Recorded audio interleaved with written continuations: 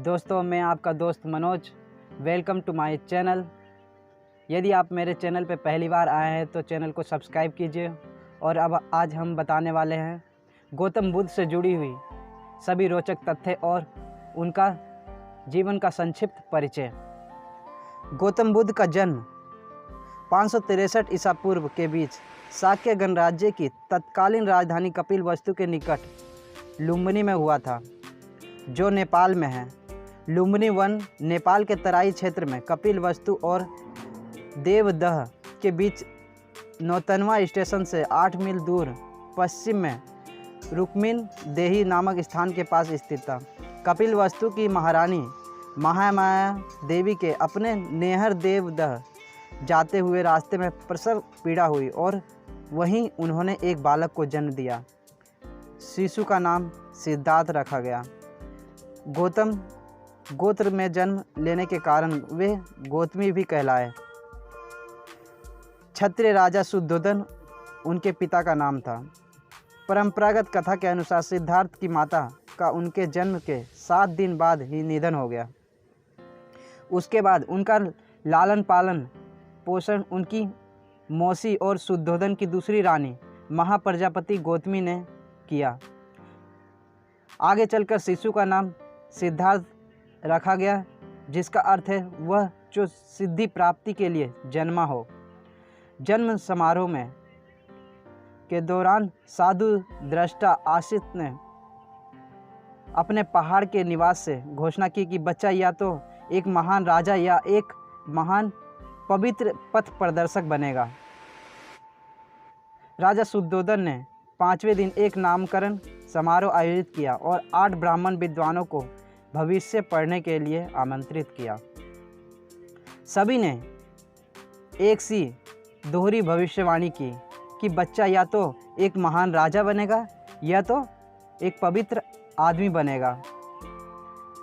दक्षिण मध्य नेपाल में स्थित लुम्बिनी में उस स्थान पर महाराज अशोक ने 3री शताब्दी ईसा पूर्व बुद्ध के जन्म की स्मृति में एक स्तंभ बनवाया था। बुद्ध का जन्म दिवस व्यापक रूप से थेरावादा में देशों में मनाया जाता है। सिद्धार्थ का मन बचपन से ही करुणा और दया का स्रोत था।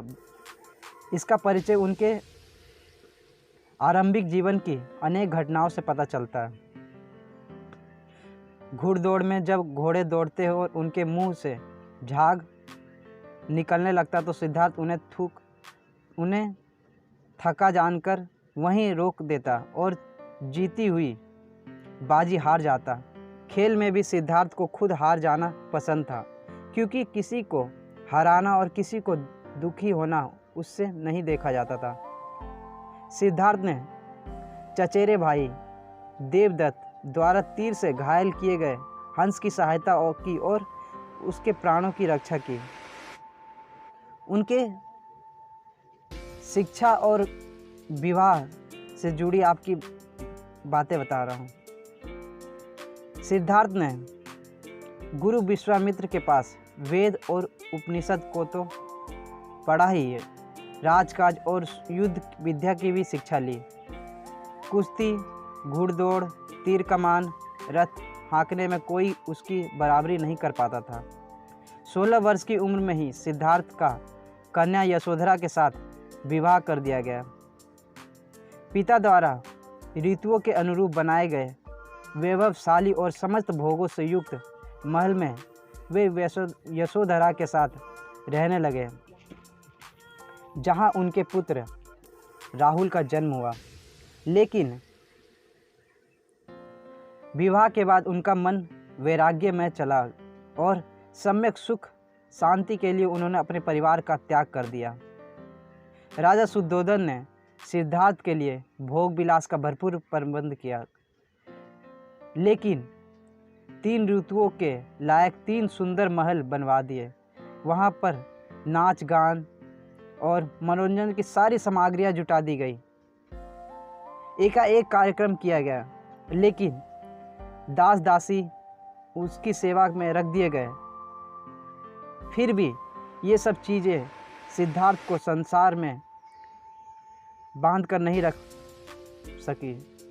वसंत ऋतु में एक दिन सिद्धार्थ बगीचे की सैर करने निकले।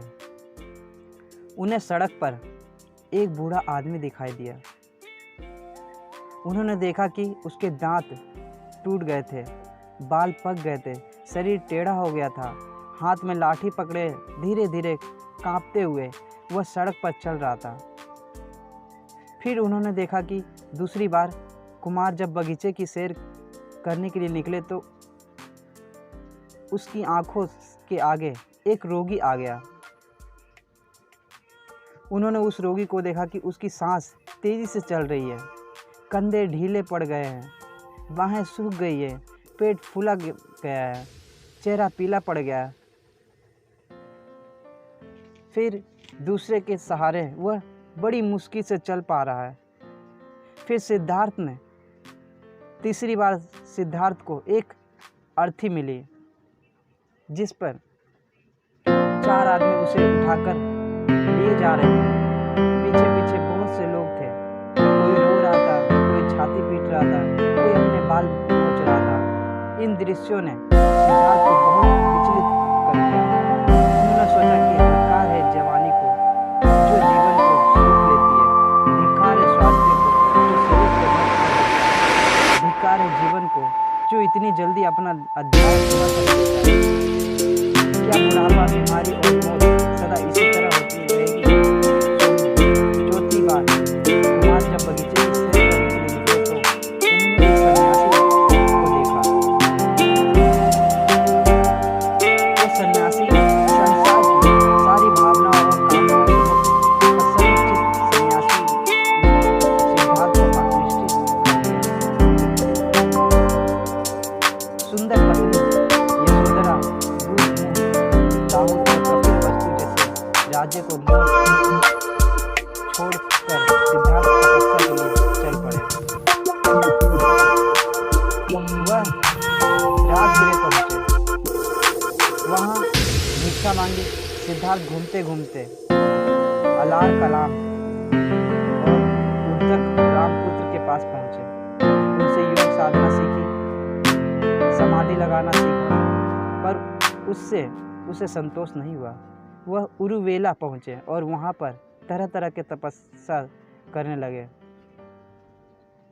सिद्धार्थ ने पहले तो केवल तिल चावल खाकर तपस्या शुरू की। बाद में कोई भी आहार लेना बंद कर दिया। शरीर सूखकर कांटा हो गया। 6 साल बीत गया। तपस्या करते हुए सिद्धार्थ की तपस्या सफल नहीं हुई। शांति हेतु बुद्ध का मध्यम मार्ग।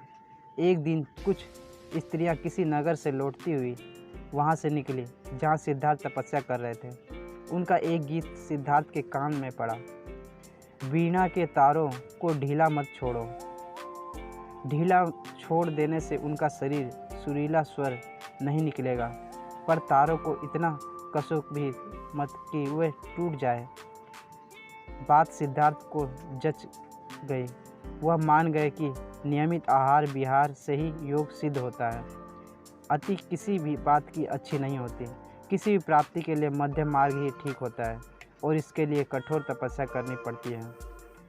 फिर उन्होंने ज्ञान की प्राप्ति के लिए उन्होंने बुद्ध के प्रथम गुरु अलार कलाम थे, जिनसे उन्होंने संन्यास काल में ही शिक्षा प्राप्ति की थी।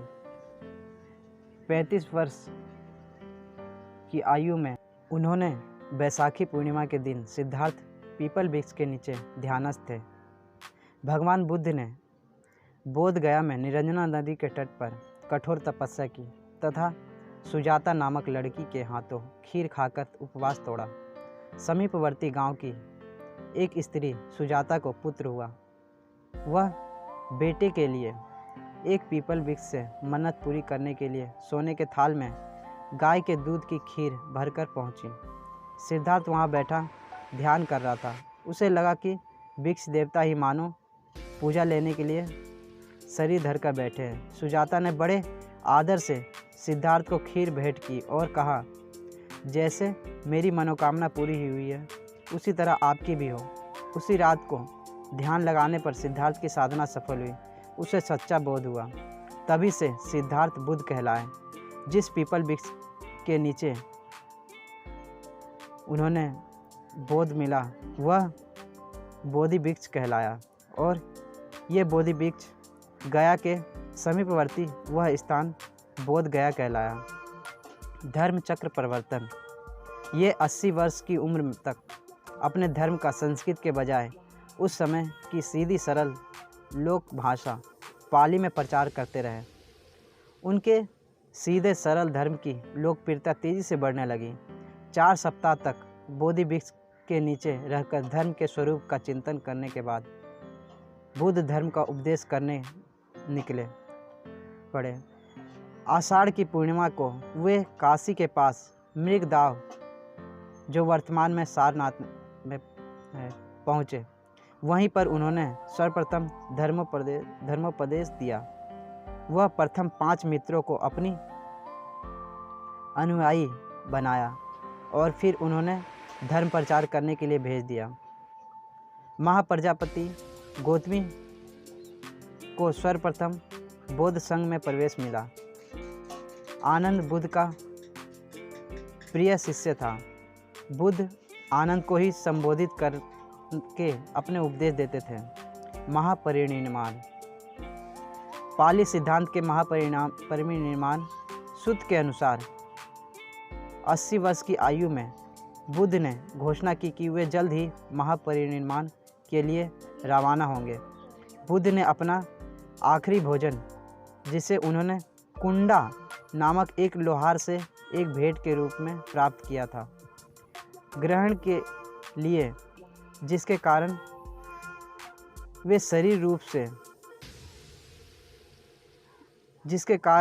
वे गंभीर रूप से बीमार पड़ गए। बुद्ध ने अपने शिष्य आनंद को निर्देश दिया कि वह कुंडा को समझाए कि उससे ने कोई गलती नहीं की।